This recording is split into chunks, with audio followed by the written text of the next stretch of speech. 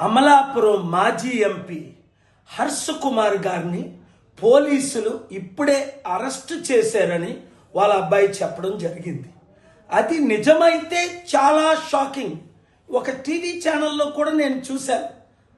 తక్షణమే హర్ష్ కుమార్ గారు ఎక్కడుంటే అక్కడ నుండి ఆయన్ని విడిపించాలి. ఆయన ఏం చెప్పారు?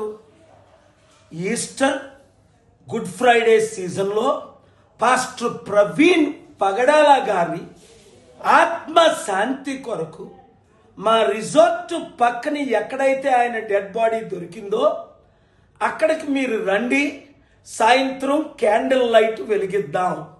తప్ప పోస్ట్ మార్టం చేసిన రోజుని రిపోర్టు రిలీజ్ చేయకుండా పోలీసులు నాకు ప్రామిస్ చేసి అందరికీ ప్రేయర్ ద్వారా పంపిద్దామని చెప్తే కనీసం ప్రవీణ్ పగడాల అంత్యక్రియలు కూడా ఆయన ముఖం కూడా చూడనివ్వకుండా వేల మంది పాస్టర్లను అడ్డుకొని లాఠీ చార్జీలు నా కళ్ళ ముందే చేసి ఆ డెడ్ బాడీని తీసుకొచ్చారు.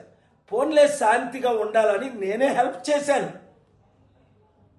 పోనీ ఇప్పుడు క్యాండిల్ లైట్ కూడా వెలిగించకూడదు. ఇప్పుడు చూడండి, తెలంగాణ పోలీసులు ఎంత గౌరవంగా ఈరోజు నేను పటాన్ చెరువులో మీటింగ్ పెడితే ర్యాలీ 1200 మోటార్ బైక్స్, కొన్ని వందల కారులతో వేల మంది జనం వస్తే 2 గంటలు అక్కడ పిన్ డ్రాప్ సైలెన్స్ శాంతి మెసేజ్ వినడానికి అందరూ తరలి వచ్చారు.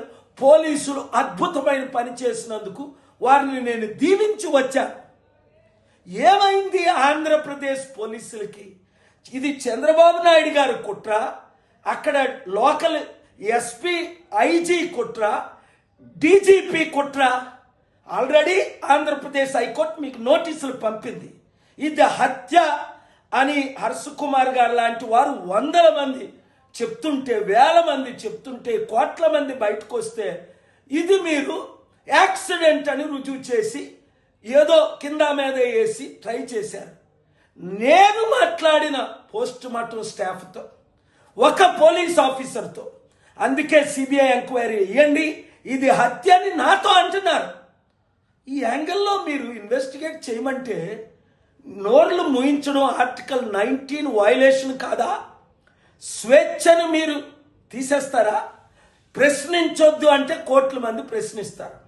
తక్షణమే హర్ష్ కుమార్ గారిని రిలీజ్ చేయండి, లేదా నేను అర్జెంట్ ప్లాన్లో ఉండి బయలుదేరి రావాల్సి ఉంటుంది.